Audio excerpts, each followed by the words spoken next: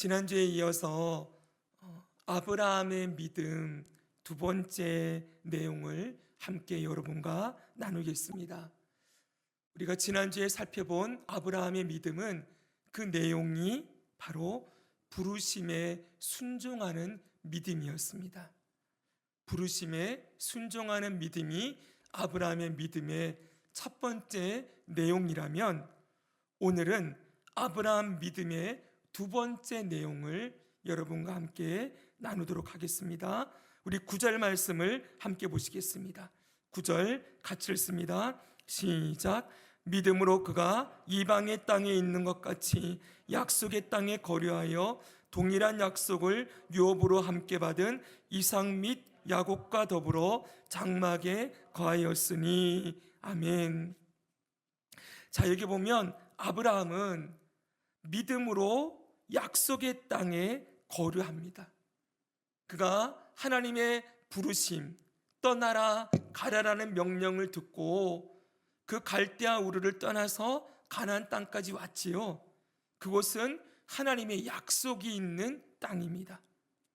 그런데 이 약속의 땅 가나안 땅에 거류하는데, 머무르는데 그 땅에서 어떻게 머물러 있는가 했더니, 여기 보니까 이방의 땅에 있는 것 같이 그랬어요.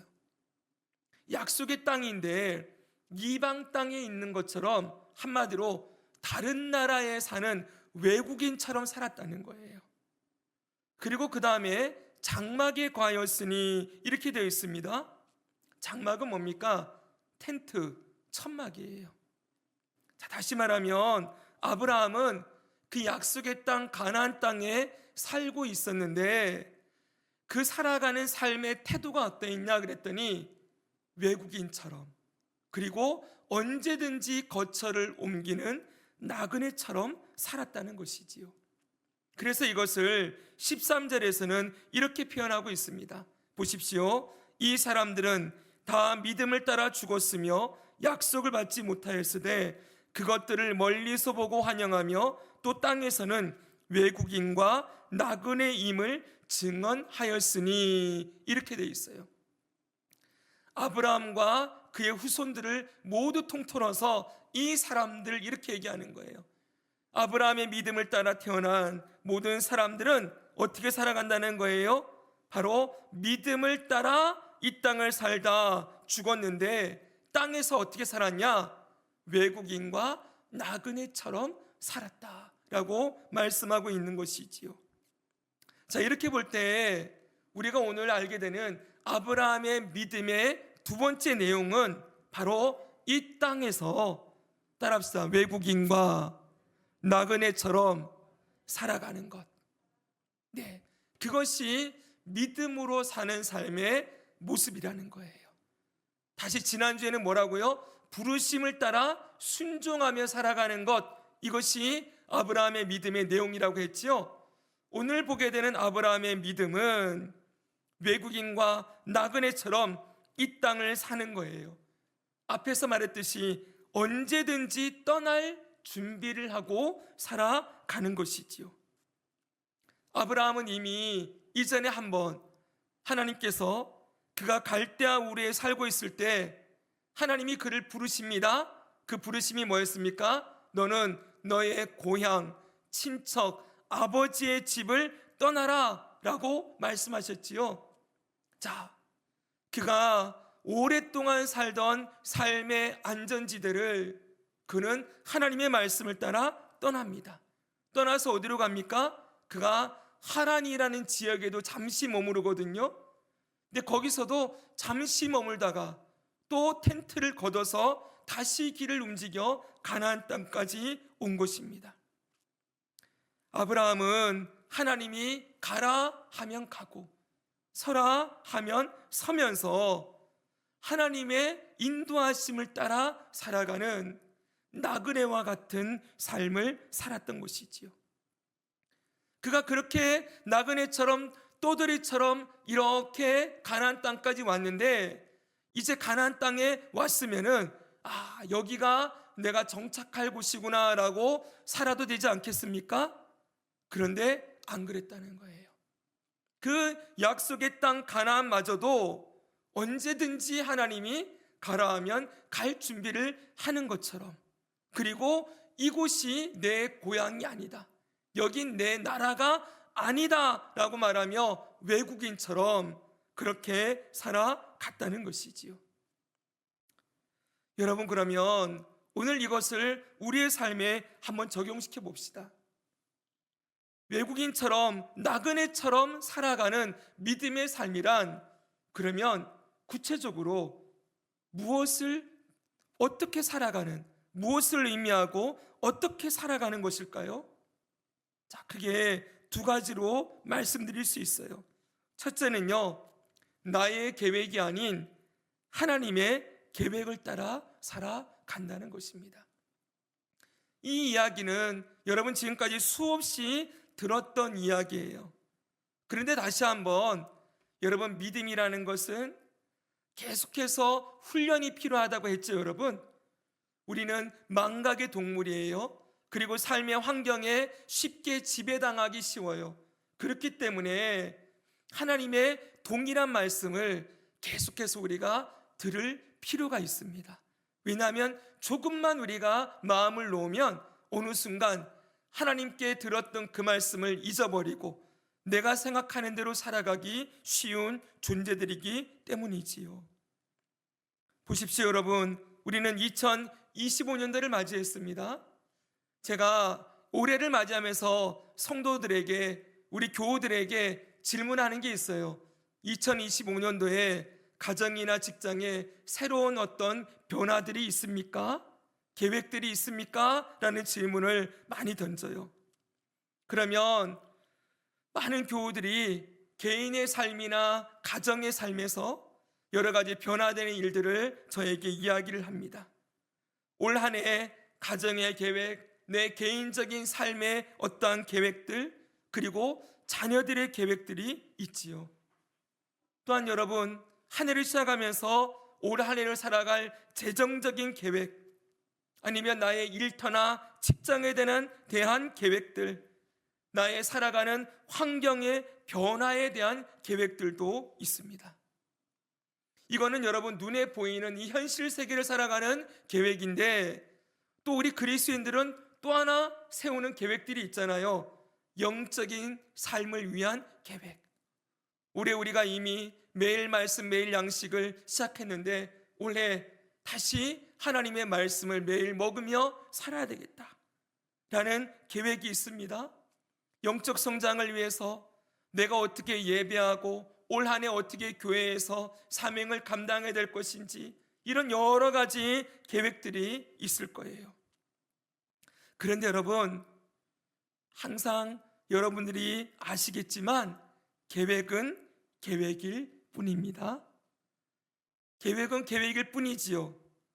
그 누구도 자신이 계획한 대로 살아낼 수 있는 능력을 가진 사람은 이 땅에 아무도 없습니다. 언제든지 그 계획을 방해하는 변수들이 생기고 여러 가지 상황과 환경으로 인하여서 계획을 끊임없이 수정해야 되는 일들을 우리가 만나게 되어지지요. 많은 사람들이 꿈은 반드시 이루어진다 이런 이야기를 하지만 여러분, 사실 자신의 계획, 자신의 꿈을 반드시 이루며 살아가는 사람은 거의 없을 뿐더러 설사 그 계획이 이루어졌다 할지라도 언제 깨어질지 모르지요. 그게 계속 유지되리라는 법은 없는 것입니다. 그래서 여러분, 성경은 우리들에게 분명하게 이렇게 가르쳐주고 있습니다. 제가 잠언의 말씀을 대표적인 구절, 네 구절을 일단 여러분과 함께 나누려고 뽑았습니다. 잠언 16장 1절을 보십시오. 마음의 경영은 사람에게 있어도 말의 응답은 여호와께로부터 나오느니라. 내 마음의 경영은 계획이에요. 계획이 아무리 있어도 결국 그걸 이루시는, 응답하시는 분은 여호와이시다 라고 가르치지요. 잠언 16장 9절은 너무 잘 아는 말씀입니다. 같이 한번 읽습니다. 시작.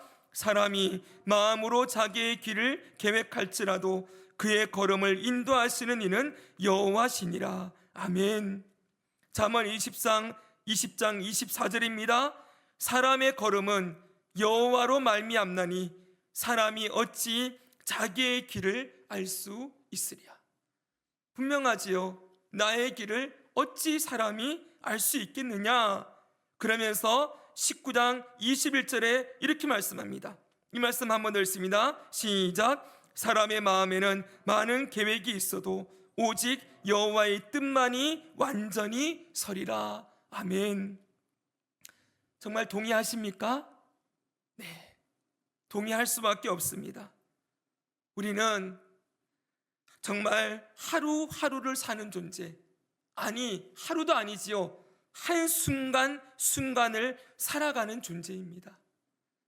오늘 예배를 드리고 이 예배당을 떠나서 집으로 돌아가는 일에 우리는 무슨 일을 당할지, 또 집에 가면 또 내일은 어떤 환경이 펼쳐질지 우리가 아무리 계획을 해도 그대로 이룰 수 없는 존재들이에요. 한 치 앞도 모르는 존재이기에 아무도 자신이 계획한 대로 살아갈 수 없습니다. 그런데 여러분, 중요한 포인트가 있습니다.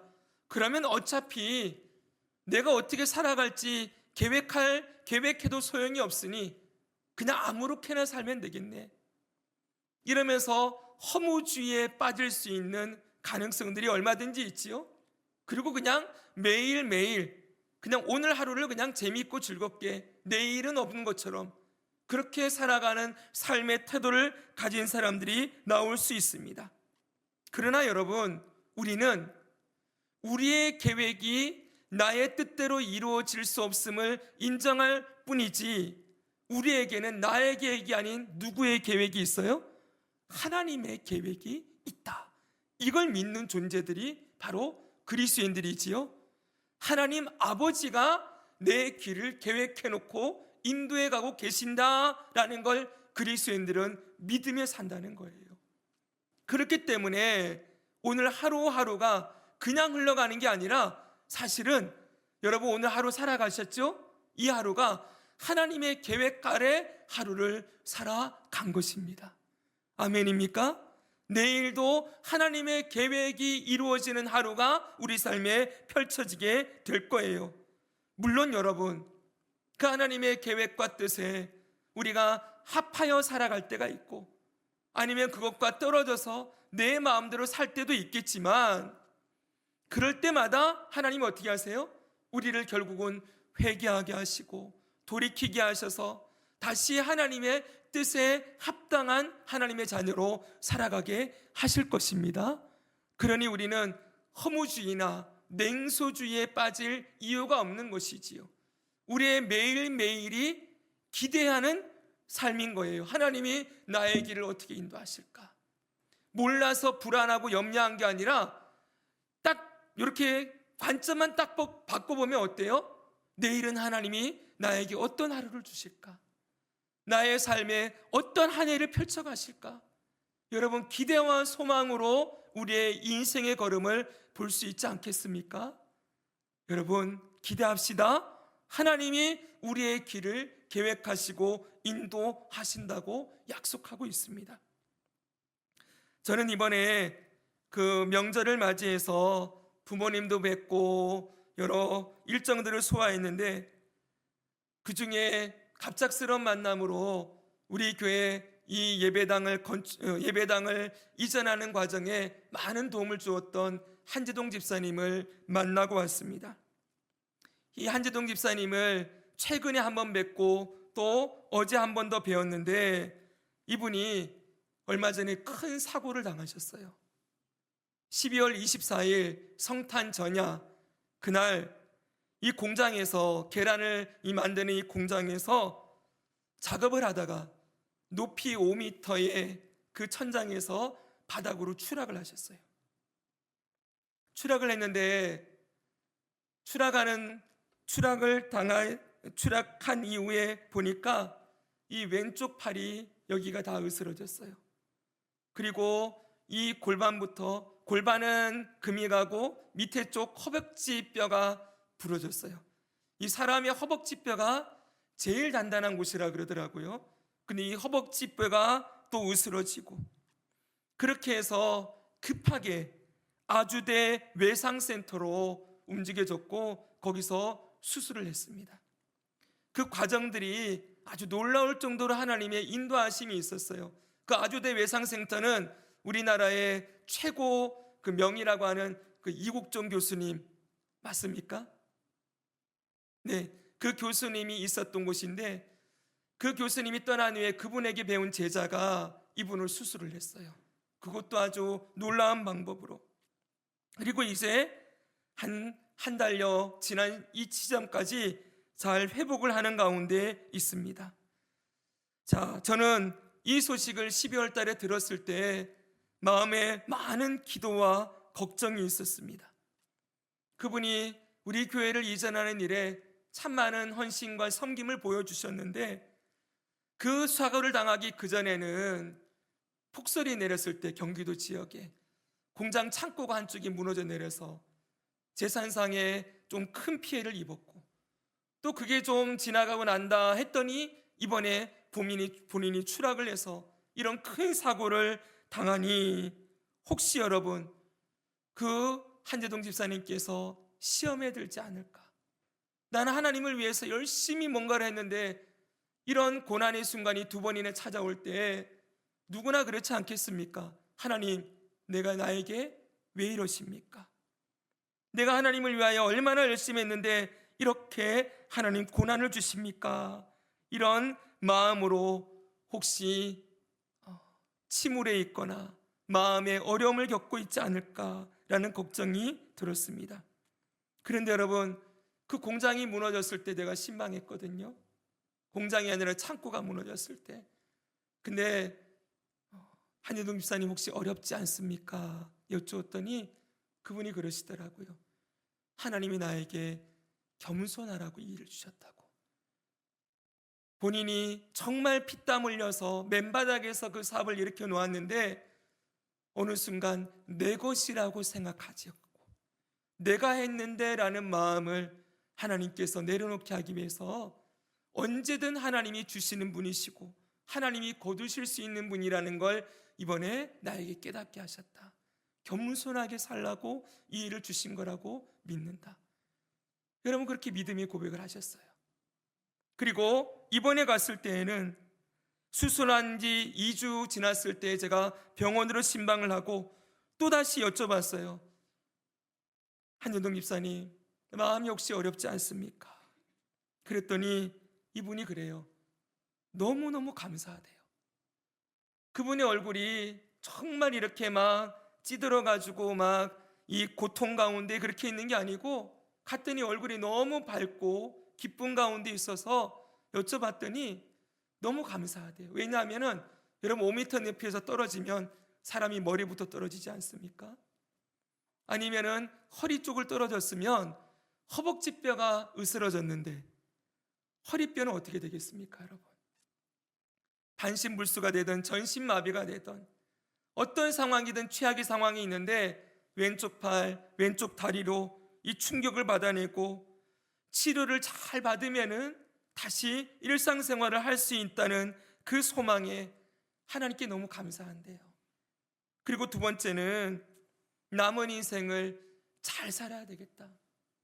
하나님이 나에게 새로운 생명으로 나를 남은 인생을 살게 하셨으니 이제 남은 인생을 교만하지 않고, 한 번 더 고백하는 게 그거예요. 교만하지 않고 겸손하게 하나님을 위해 살라고 나에게 이런 일을 허락하셨다. 그 고백을 하시더라고요. 제가 우리 한재동 집사님과 하루 종일 시간을 보낸 후에 집으로 돌아오면서 정말 버스 안에서 하나님께 감사의 고백을 드렸어요. 여러분, 세상 사람들은 이런 일을 겹쳐서 당하면 올해는 정말 불운의 해다, 정말 큰 저주를 받았다, 이러면서 낙심과 실망과 절망에 빠져도 될 법한데, 여러분, 그 한재동 집사님의 그 마음에 누가 살아계시는 거예요? 하나님이 살아계시고 하나님께서 그분에게 말씀하여 주시고 하나님께서 이 모든 상황 가운데 그의 믿음을 더욱더 굳건하게 세우시는 그 모습을 바라보면서 먼저는 하나님께 감사의 고백을 드렸고, 그리고 그 믿음의 고백을 하는 한유동 집사님에게도 너무나 감사와 기쁨이 있었습니다. 그리고 기대하게 되었어요. 이제 저 한유동 집사님의 인생을 하나님이 어떻게 사용하실까? 남은 인생을 통하여 어떤 일을 하실까? 라는 생각을 하게 되었습니다.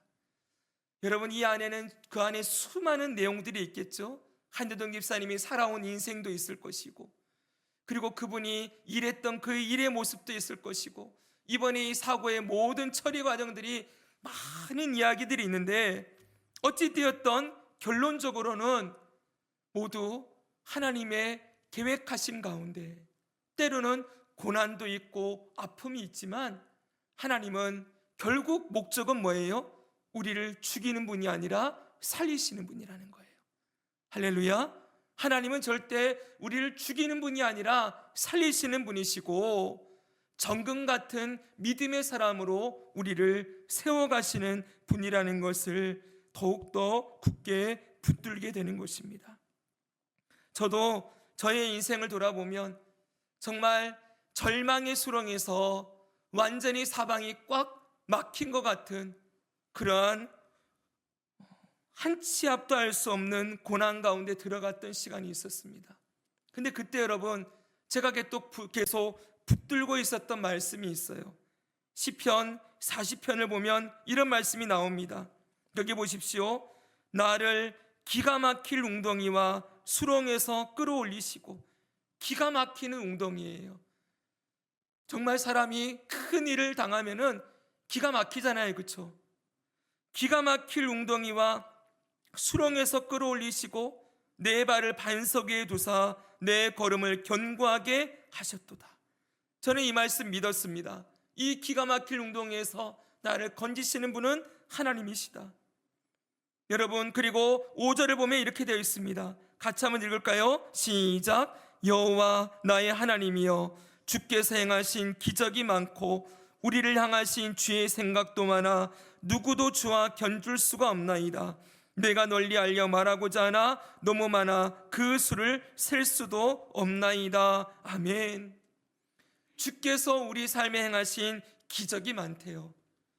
여러분, 우리는 그냥 지나갔을지 모르지만 하나님께서 우리 삶에 얼마나 세밀하게 개입하셔서 어떤 사고의 순간, 어떤 큰 어려움의 순간들, 그리고 그 가운데서 그걸 이겨내게 하신 것, 기적과 같은 일이 수없이 많다는 거예요. 우리는 보게 될 거예요. 하나님 나라에 가게 되면 우리 그런 얘기 알잖아요. 하나님이 나를 업어서 인도하셨다고. 우리 인생의 발자국이 2개의 걸음으로 4개의 발자국으로 걸어가다가 하나님이 나와 함께 걸어가는 발자국이었는데, 어느 순간 정말 힘들었을 때 발자국이 2개밖에 없는 걸 보면서 왜 저기는 하나님이 나와 동행하셨습니까? 라고 물을 때 하나님이 그러셨대잖아요. 저기서는 내가 너를 업고 걸어갔단다. 여러분, 그렇게 우리 삶에 기적으로 역사하신 하나님의 역사를 보게 될 거예요. 저는 더 좋은 게 계속 보여주세요. 우리를 향하신 주의 생각이 많아 누구도 견줄 수가 없나이다. 주의 생각을 계획으로 바꿔보십시오. 우리를 향한 하나님의 계획이 너무도 많아서 그 수를 셀 수도 없대요. 셀 수 없을 만큼 하나님의 그 놀라운 인도하심의 계획이 우리 앞에 펼쳐져 있습니다. 우리의 인생은 결코 그냥 살아가는 게 아니에요. 운에 맡겨져서 그냥 하루하루 흘러가는 인생이 아니에요. 이 수많은 하나님의 계획이 이루어지는, 저와 여러분을 향한 그 수많은 하나님의 생각이 이루어지는 그 열매들을 우리 삶에서 누리는 것이 저와 여러분의 인생이라는 것입니다. 사랑하는 여러분, 우리가 이것을 신뢰할 때 나의 계획을 얼마든지 내려놓을 수 있겠지요, 그렇죠? 내가 계획했다 할지라도 하나님 앞에 통보하듯이 하나님, 나 이렇게 계획했으니까 도와주세요 라고 말할 필요가 없겠지요. 계획은 하나님께 올리십시오. 하나님, 저는 이렇게 하고 싶습니다.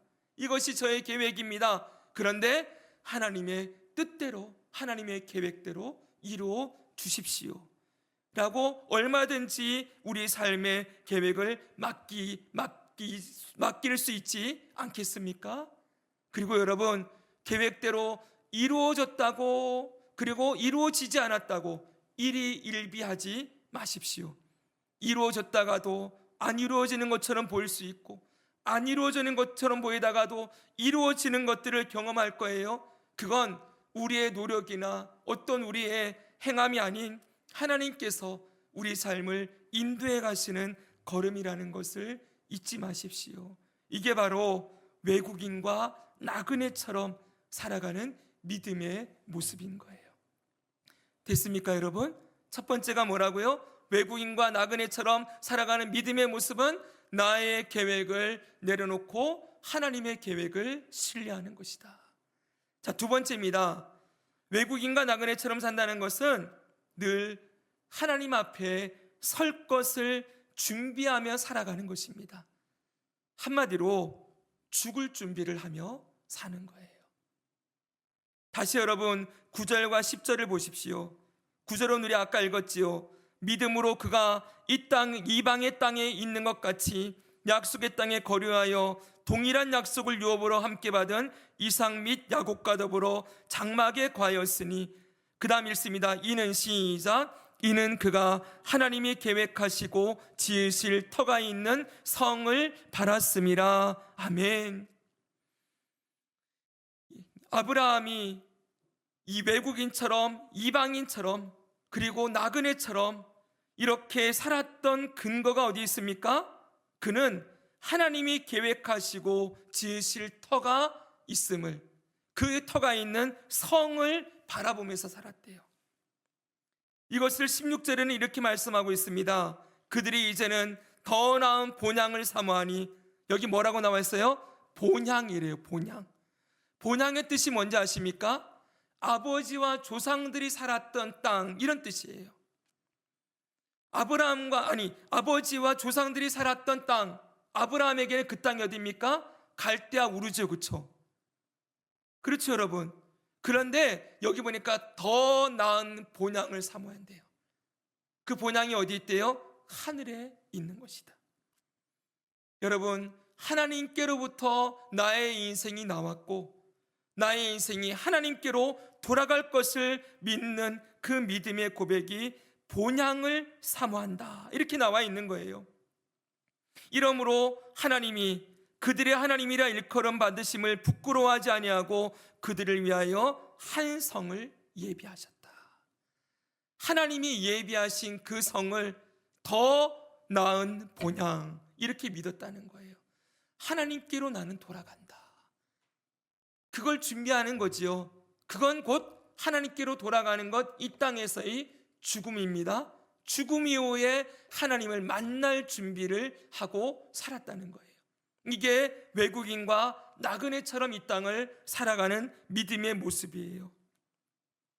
사랑하는 여러분, 사람들은 누구나 내세관을 가지고 있습니다. 내세, 죽음 이후의 세계에 대한 관념이지요.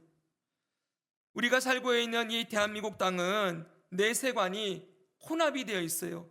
유교의 내세관, 옥황상제를 만날 것이다. 아니면 불교, 부처님을 만나든지. 이 불교에 원래는 힌두교가 짬뽕되어 있거든요.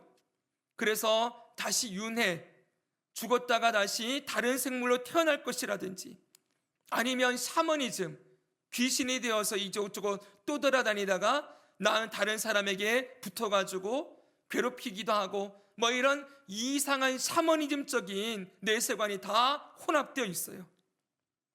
그런데 여러분, 어찌되었던 우리가 살아가는 이 땅의 이 내세관의 공통점은 죽음은 고통이요, 죽음은 불행이며 큰 슬픔과 애통을 가져다주는 일이라는 것은 공통적인 내용입니다. 그런데 여러분, 성도의 죽음은 다르지요. 성도의 죽음은 어떤 것입니까?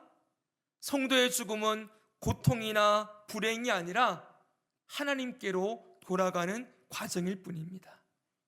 맞죠, 여러분? 종교개혁을 했던 루터는 이렇게 얘기했대요. 사람에게 세 번의 인생이 있다. 새 세상을 한 사람이 살아간다. 하나의 세상은, 첫 번째 세상은 어머니의 뱃속에서 10달이다. 그 10달 첫 번째 세상을 지나서 다시 이 땅으로 태어나 이 세상에서 또 한 세상을 살아간다. 그리고 마지막 세 번째는 어디예요? 하나님 앞으로 돌아가. 하나님 앞에서 이제 세 번째 삶을 살아간다고 가르쳤어요. 분명한 것은 우리에게 영원한 본향이 있습니다. 고향집이 있다는 거예요. 그래서 여러분, 이 세상을 우리는 어떻게 살아요? 외국인처럼, 나그네처럼 사는 거지요. 여기는 우리 고향이 아니거든요. 고향을 떠나와 있는 거니까 다시 고향, 아버지의 품, 하나님 앞으로 우리가 돌아갈 것을 기대하기 때문에 이 땅을 외국인과 나그네처럼 살아갈 수 있는 것이지요. 제가 어렸을 때부터 저 대전남목교에 있을 때 참 많이 불렀던 찬송이 있어요. 찬양입니다. 찬송가에는 없지만 옛날에 복음성가에 이런 찬송이 있었어요. 제목이 이 세상은 내 집 아니네, 이런 찬양이었어요. 1절 보십시오. 죄 많은 이 세상은 내 집 아니네, 내 모든 보화는 저 하늘에 있네, 저 천국 문을 열고 나를 부르네, 나는 이 세상에 정들 수 없도다. 2절, 저 천국에서 모두 날 기다리네, 내 주 예수 피로 죄 씻음 받았네, 나 비록 약하나 주님 날 지키리, 나는 이 세상에 정들 수 없도다. 3절 같이 한번 읽습니다. 시작. 저 영광의 땅에 나 길이 살겠네, 손잡고 승리를 외치는 성도들의 기쁜 찬송 하늘을 울려 퍼지네, 나는 이 세상에 정들 수 없도다. 오 주님 같은 친구 없도다. 저 천국 없으면 난 어떻게 하나, 저 천국 문을 열고 나를 부르네, 나는 이 세상에 정들 수 없도다. 아멘이지요? 이 세상에 정들 수 없다. 왜요? 잠깐 왔다, 머물렀다 가는 세상이기에 이 땅에 우리의 마음을 두고 눈을 두고 정을 두고 살아가면 안 된다는 거예요. 사랑하는 여러분, 우리는 늘 아버지께 돌아갈 준비를 하며 살아갑니다. 그 준비하는 삶을 믿음으로 사는 삶이라고 얘기하고 있는 거예요. 그럼 여러분, 여쭤보겠습니다. 늘 이 땅이 아닌 하나님 앞에 가야 할 것을 준비하고 하늘의 성을, 하늘의 눈을 두고 살아가는 건 구체적으로 어떻게 사는 걸까요? 어떻게 하는 게 이 땅이 아닌 하나님 나라에, 하나님이 예비하신 성에 눈과 마음을 두고 사는 걸까요? 구체적으로 두 가지가 필요합니다. 하나는요, 바로 이 땅에 있는 것들을 생각하지 말라라고 말씀하고 있어요. 골로새서 3장을 보십시오. 그러므로 너희가 그리스도와 함께 다시 살리심을 받았으면 위의 것을 찾으라. 거기는 그리스도께서 하나님 우편에 앉아 계시느니라. 위의 것을 생각하고 땅의 것을 생각하지 말라. 늘 하나님의 본향을 바라보는 삶에 땅의 것을 생각하지 말래요. 그리고 5절에 이렇게 말씀합니다. 같이 읽습니다. 시작. 그러므로 땅에 있는 지체를 죽이라. 곧 음란과 부정과 사욕과 악한 정욕과 탐심이니 탐심은 우상 숭배니라. 아멘. 한마디로 육신의 종욕을 따라 살지 말래요. 탐심이 뭐예요? 육신의 종욕, 욕심이 커지면 탐심이 되는 거예요. 더 많이 누리려고 하고 이 땅에서 더 많이 가지려고 하고, 이렇게 살아가는 건 우상 숭배다라고 말씀해요. 베드로전서 2장 11절은 더 확실하게 이렇게 얘기합니다. 보십시오. 사랑하는 자들아, 거류민과 나그네 같은 너희를 권하노니. 거류민은 외국인이에요. 잠시 이 땅에 거류하는 외국인과 나그네처럼 살아가는 너희에게 내가 권면한다. 뭐라고 말해요? 영혼을 거슬러 싸우는 육체의 종욕을 제어하라. 육체의 종욕이 무엇입니까? 이 땅을 살아가는 우리 몸을 즐겁게 하는 거예요. 이 몸이 원하는 대로 살아가는 것이지요. 이 몸은 뭘 원합니까?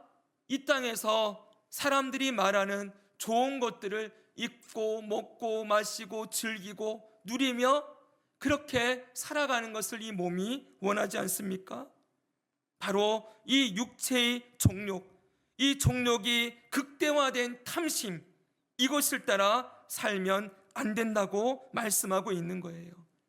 사랑하는 여러분, 오늘날 언젠가도 말씀드렸지만 우리가 사는 이 시대는 탐심을 부추기는 시대예요. 온통 뉴스나 미디어를 보면 누가 뭘로 얼마를 벌었더라, 어디에 투자를 하고 살아야 큰 돈을 벌 수 있다.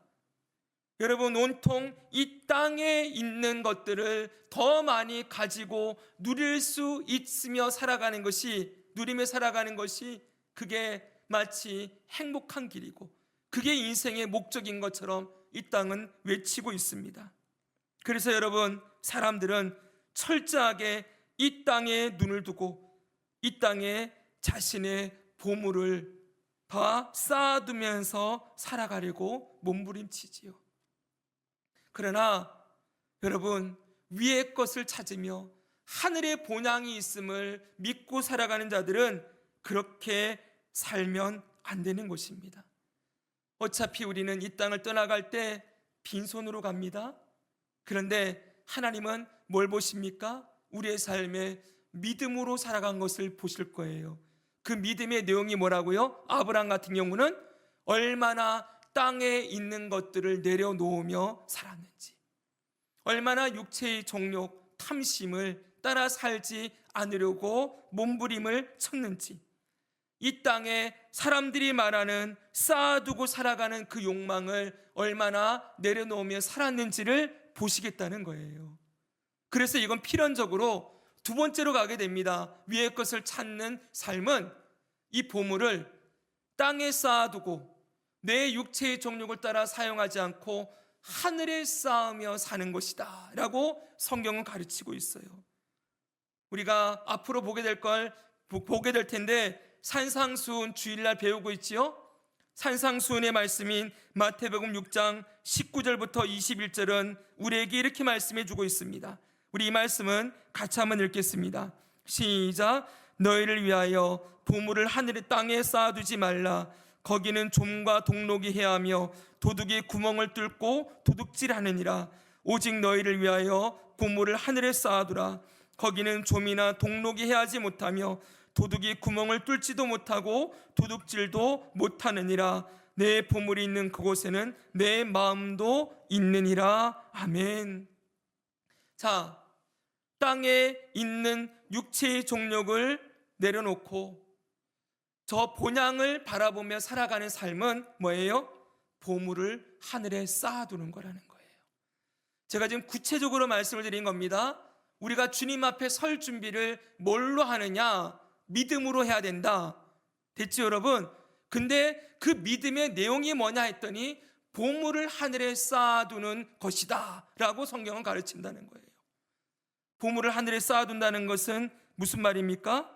바로 이 보물을 하나님의 뜻을 따라 사용하며 살아간다는 뜻이지요. 사랑하는 여러분, 하나님께서는 우리 모두에게 보물을 주셨습니다. 어떤 보물을 주셨습니까?